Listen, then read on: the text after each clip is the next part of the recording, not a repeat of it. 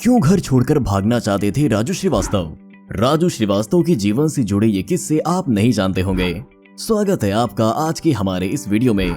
दोस्तों, राजू श्रीवास्तव को कौन नहीं जानता, पर क्या आप इनका असली नाम जानते हैं? और क्या आप जानते हैं कि अपने बचपन में एक बार राजू श्रीवास्तव अपना घर छोड़कर भाग गए थे? तो उन्होंने ऐसा क्यों किया था और वो क्यों बार बार अपने स्कूल को छोड़कर भाग जाया करते थे? और आखिर राजू श्रीवास्तव की मौत किस वजह से हुई?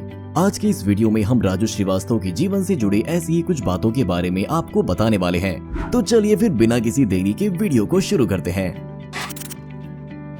दोस्तों, अगर आपको ना पता हो तो हम आपको बता दें कि राजू श्रीवास्तव को 10 अगस्त को जिम में एक्सरसाइज करते वक्त कार्डियक अरेस्ट हुआ था, जिसके बाद इन्हें दिल्ली के एम्स में भर्ती कराया गया था और ये तभी से वहाँ वेंटिलेटर पर थे। पर आखिर में 21 सितंबर 2020 के दिन इन्होंने इस दुनिया को अलविदा कह दिया और जीवन भर लोगों को हंसाने वाला व्यक्ति सभी को रुलाकर चला गया। इनके जीवन से जुड़े अनोखे किस्सों के बारे में जानने से पहले हम आपको इनके पूरे जीवन का एक शॉर्ट डिस्क्रिप्शन दे देते हैं। दोस्तों, राजू श्रीवास्तव का जन्म 25 दिसंबर 1963 को उत्तर प्रदेश के कानपुर में हुआ था।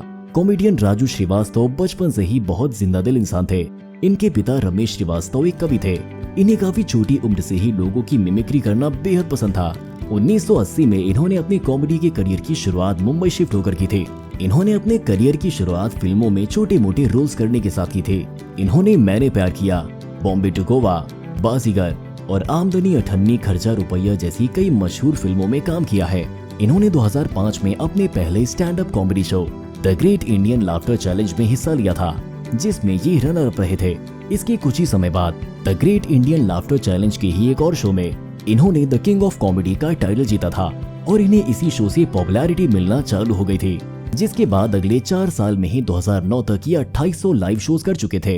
2014 में लोकसभा इलेक्शन में इन्होंने समाजवादी पार्टी को ज्वाइन कर लिया था, पर लोकल लीडर्स का सपोर्ट न होने की वजह से इन्होंने समाजवादी पार्टी को छोड़कर 19 मार्च 2014 को बीजेपी को ज्वाइन कर लिया था।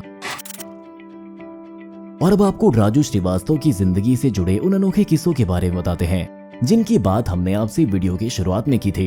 राजू श्रीवास्तव को अपने बचपन से ही सिनेमा बहुत पसंद था और इसी वजह से उनकी मां को हमेशा ये डर लगा रहता था कि कहीं वो एक दिन भागकर मुंबई न चले जाएं। और फिर एक बार हुआ भी कुछ ऐसा ही। अपने बचपन में ही एक दिन राजू श्रीवास्तव अचानक से ही अपने घर से मुंबई जाने के लिए निकल पड़े थे। हालांकि तब उनके दोस्त ने उनकी माँ को सब बता दिया था, जिसके बाद उनकी माँ तुरंत ही राजू को ढूंढने स्टेशन निकल पड़ी थी।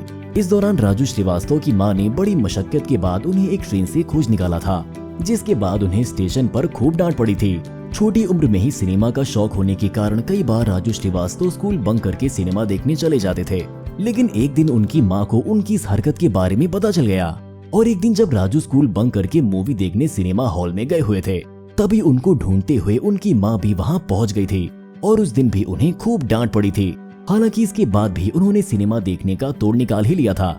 उनकी माँ धार्मिक इंसान थी और इसी वजह से एक बार पकड़े जाने पर अब हर बार वो रामलीला का बहाना करके फिल्म देखने जाया करते थे। मशहूर कॉमेडियन राजू श्रीवास्तव को गजोदर भैया के किरदार से खूब पहचान मिली है। उन्होंने टीवी के comedy show the great Indian laughter challenge में इसी किरदार के माध्यम से सफलता की पहली सीढ़ी चढ़ी थी और आगे बढ़ते चले गए थे। इन सब में सबसे दिलचस्प बात यह है कि गजोदर भैया कोई काल्पनिक किरदार नहीं थे, बल्कि गजोदर भैया वास्तविकता में एक इंसान थे।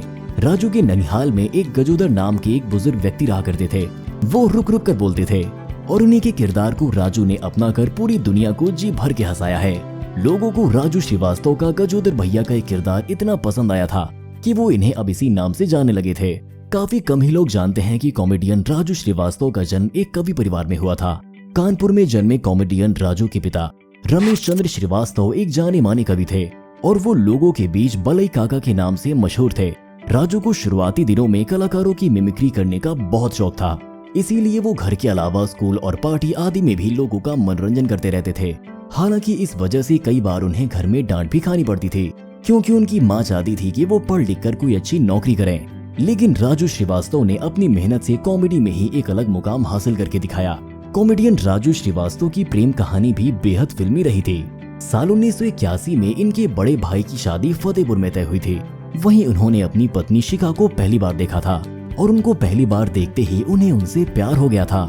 इसके बाद राजू श्रीवास्तव ने सोच लिया था कि अगर वो शादी करेंगे तो इसी लड़की से करेंगे।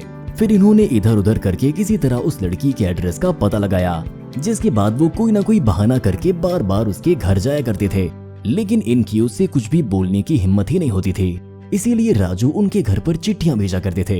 इन सब के 12 साल के बाद दोनों ने 17 मई 1993 को शादी कर ली थी। राजू श्रीवास्तव ने अपने करियर की शुरुआत केवल 50 रुपए से की थी।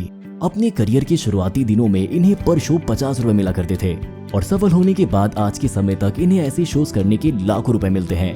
राजू श्रीवास्तव की लाइफ एक बहुत ही प्रेरणादायक कहानी की तरह है, जिससे हम सब काफी कुछ सीख सकते हैं। वैसे दोस्तों, आज के समय में आपका सबसे पसंदीदा कॉमेडियन कौन है?